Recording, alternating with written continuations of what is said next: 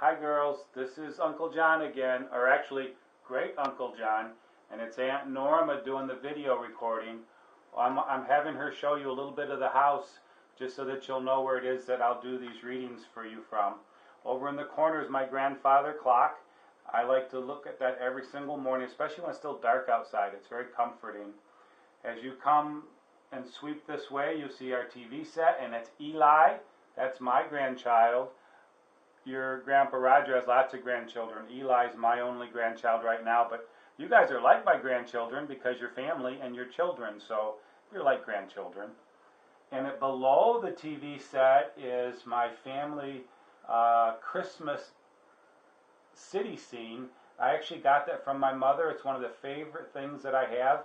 I haven't put it away from Christmas yet because I just really enjoy looking at it, and it reminds me of my mom. So it hasn't been gone yet. Over here, Sparty on the wall. I think you guys, some of you older kids might know Sparty. He's from Michigan State University. And when I say go green, you're supposed to say go white. Go green. I didn't hear you. Let's try again. Go green. Okay, I think I almost heard you that time. Today, we are going to do a book on deserts. And Miss Norma is going to set the thing up, and I'm going to hope that we can have as much luck with this book as we had the one yesterday. This one's a lot longer, so if you have to take 2 or 3 times to stop and get through it, it's okay, but a lot of the other books I have are quite a bit longer than the one I did yesterday. So we're going to learn a little bit about the deserts today. There's a note at the beginning of the book that says all the plants and animals that we're going to look at in this book, they're actually in North America. That's the continent that I'm on right now and the continent that you guys were born on. With the exception of the inland taipan snake, which is from Australia, the fennec fox, and the golden wheel spider. Guess where those two are from? Those two are from Africa. I think we know somebody in Africa. And there are also camels, and camels come from Asia, Africa, and the Middle East. But all the other animals we're going to see in this book on the deserts come from North America. The book is written by Gail Gibbons, and it's called Deserts. Page 1. Dry ground, bright sunshine. It is hot and the sky is clear. It is daytime on the desert. A desert is a place that is very dry. In most deserts, it rains less than 10 inches a year. I know if you look at 10 inches and think, wow, that's a lot of rain, but if it only rains 10 inches a year, that's not very much. These are some of the deserts of the world. You can see in California, we have the Mojave Desert. In Africa, we have the Sahara Desert in the north. Down in Central or South Africa, we have the Namib or the Kalahari Desert. You guys can probably pronounce it better than I can. You guys are actually probably closer to a desert than I am where you live to the Kalahari versus me in Michigan having to go all the way out to the Mojave Desert. So who knows, maybe you guys get to visit a desert. Scientists believe most deserts are up to a few thousand years old. Some are much older. Where they formed, the climate slowly changed from being cool and wet to warm and dry. Deserts cover 1/5 of the Earth's land surface. What do you think there is, girls? Is there more water or more land on all of the Earth? What do you think? There's actually a lot more water. I think 3 to 1.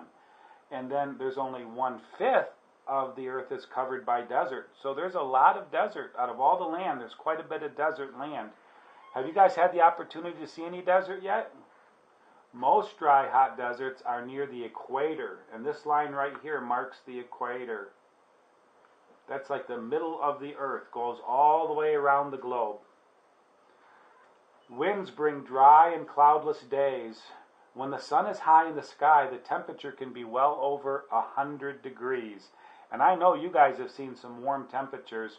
We don't see 100 degrees very often in Michigan. I think you guys see quite a bit of 100 degrees because I'm way up here, and that's where the equator is, And you guys are like here, and that's where the equator is. You're much closer to the equator, so it's going to be a lot warmer where you're at. When the sun sets, the temperature drops sharply, which means it gets much colder very fast. There's no cloud cover to hold the heat. Here's what a sandy desert looks like, but not all deserts are sandy. Some are rocky. Deserts can be sandy or rocky. About 1/5 of all deserts are sandy. Over many years, wind and other elements wore away and broke down rocks into very tiny grains of sand. Sandy deserts can look different. Some sandy desert floors look like rippled water. Wind blows the sand, changing its appearance. Well, I've never actually been to the desert. Here in Michigan, we have sand dunes that look like this, and it's rippled. Along Lake Michigan, if you go to the edge of the water, in a lot of areas, they have these rippled sand dunes. Others look uneven and lumpy. If something is in the sand's way, sand piles up behind it.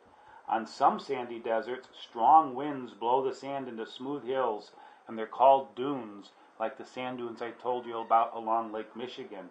Over time, dunes can move.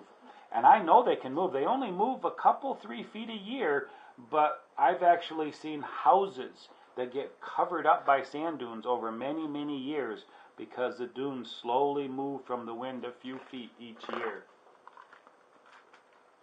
Rocky deserts can look different and very strange. Often, wind-blown sand wears rocks into odd shapes. Many deserts have jagged rocks. Sudden rains, along with heat and cold, crack the rocks, and pieces break away. And they form things like columns, and they can form a flat mesa like that. This is called a butte, and this is an arch. They can actually form an arch, a natural arch. Here's a canyon. I think you've probably heard of the Grand Canyon. Have you heard about any canyons in Africa yet? Here we see some of that rain they don't see very often in the desert. Often when the rain does fall in the desert, it falls hard and it falls fast. It runs off and sinks into the ground, or it evaporates. Do you guys know what evaporates means?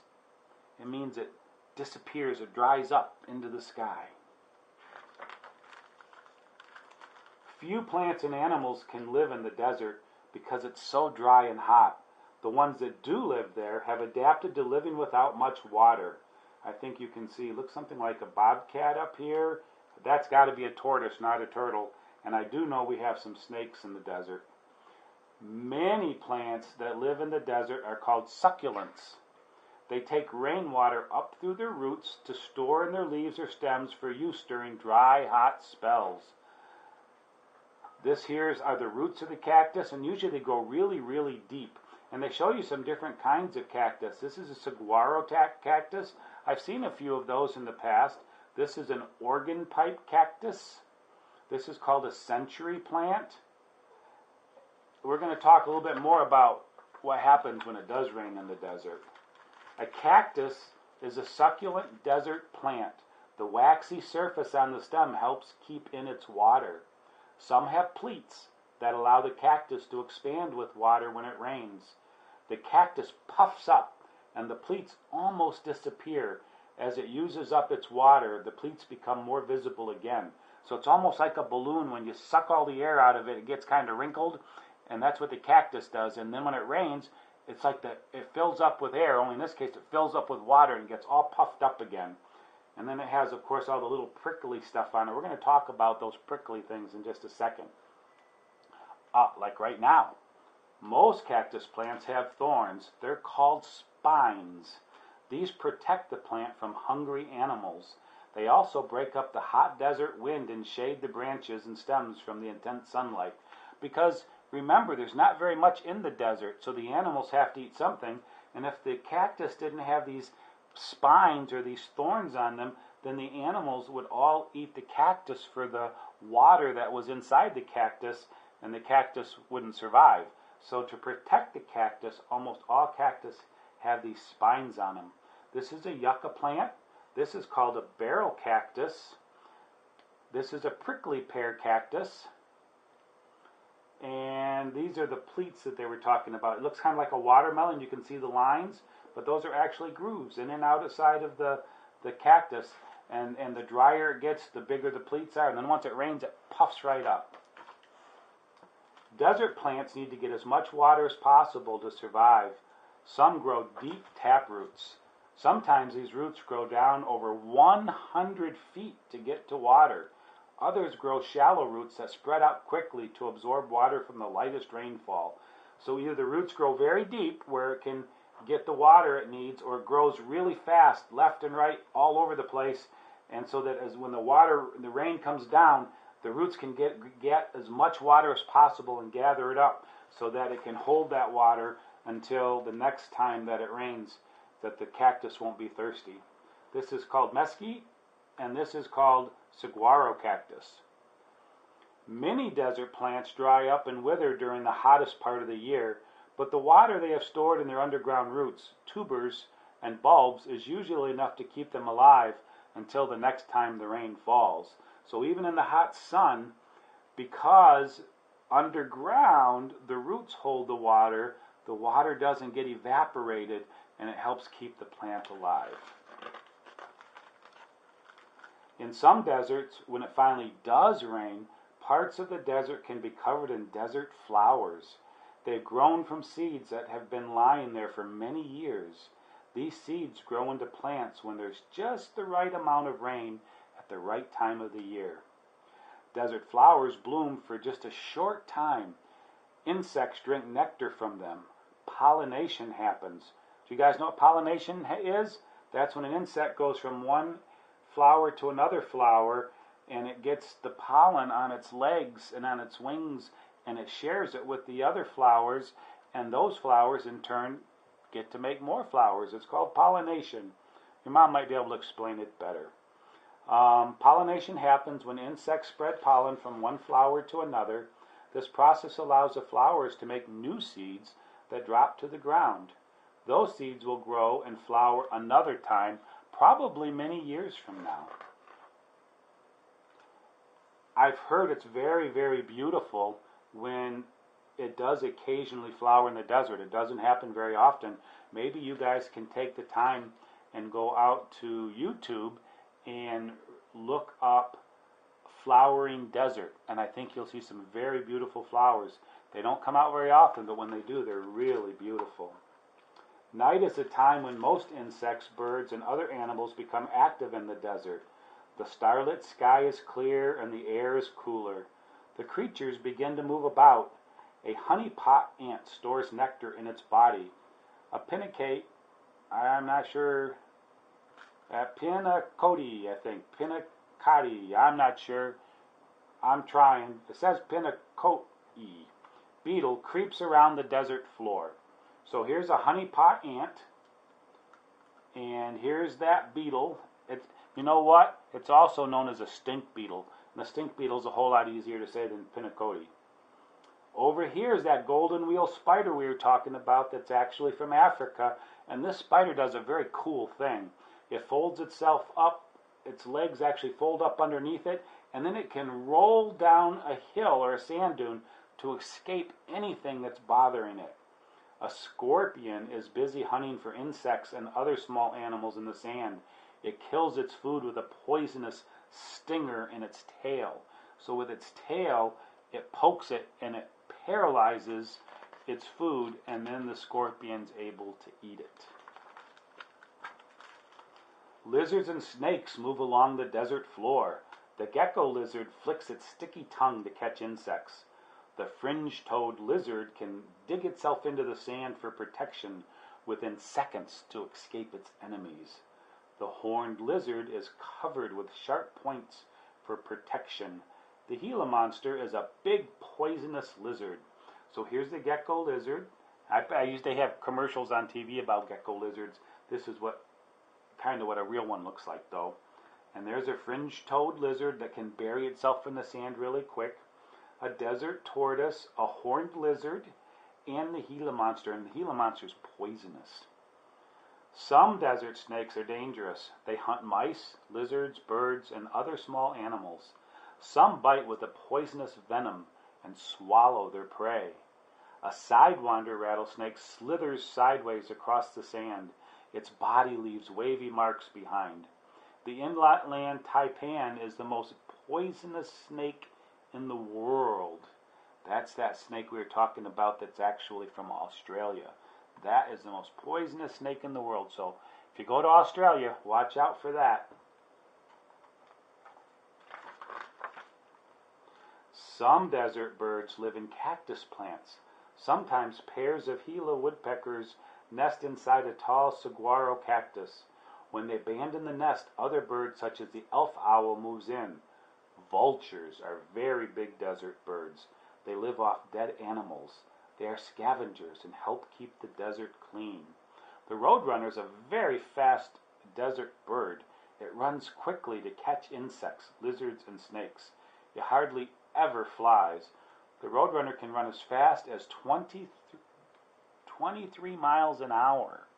When your dad ran as fast as he could, he only ran about 10 miles an hour. So your grandpa, maybe about 11 miles an hour. So this roadrunner runs twice as fast as most guys do. And this is a Gila woodpecker. There's a hawk up there flying close to the sun. And these woodpeckers can actually burrow right into the cactus and make their nest in them. Turkey vulture is a really, really big bird. You can't tell from this picture how big it is, but it's much, much bigger than either the roadrunner or the owl.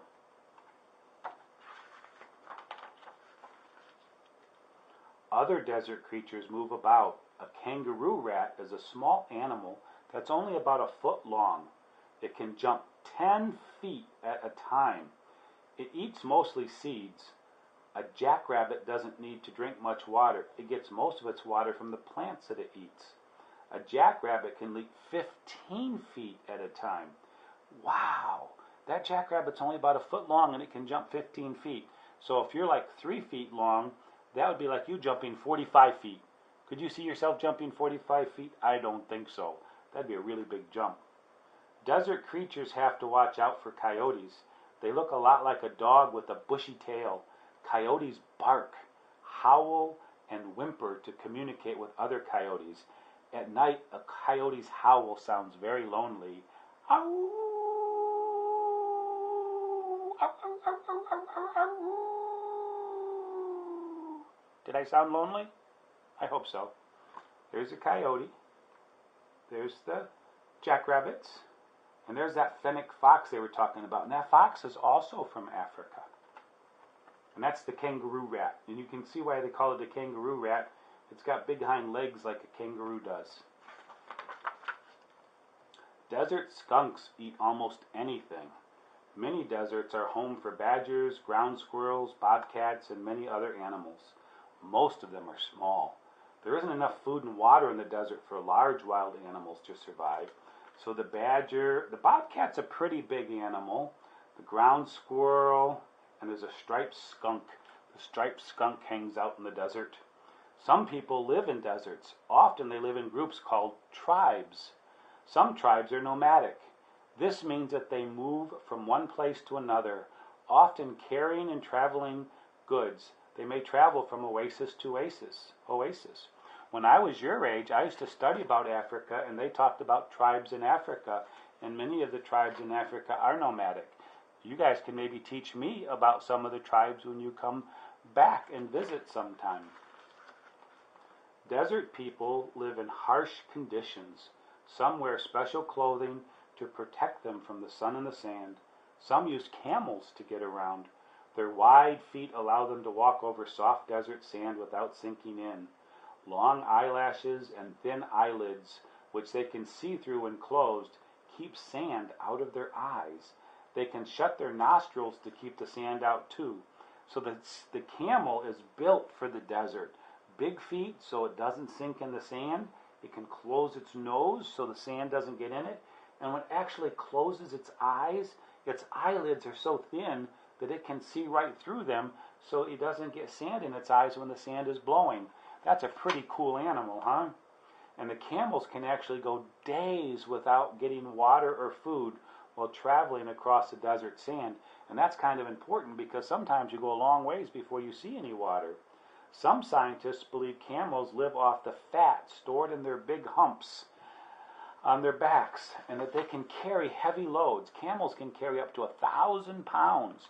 Do you know how much 1,000 pounds is?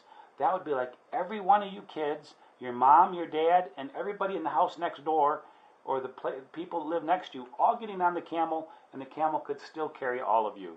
That's a lot, isn't it? Many natural resources have been found under desert floors. They found oil, natural gas, nickel, and sodium nitrate have been found under the Arabian, Sahara, American, and the Australian deserts. Gold and diamonds have also been found under the deserts. So the deserts are a great source for natural resources, much like the forests were that we read about yesterday. Deserts have some of the most interesting landscapes in the world. These hot, rocky, and sandy places are home to many plants and animals. Deserts are alive with mystery and beauty. And again, I hope you'll go out and Google deserts when they're blooming, because I think you'll see some really beautiful pictures. And the last page talks about the different pages that we've already covered, and it talks about different kinds of deserts, because even though you all think of deserts as hot places, actually there's deserts where we have polar regions, because they also don't get very much water. So deserts can not only be hot, they can also be very, very cold. And that is what I know and what Gail Gibbons knows about deserts. Talk to you again soon. Bye-bye.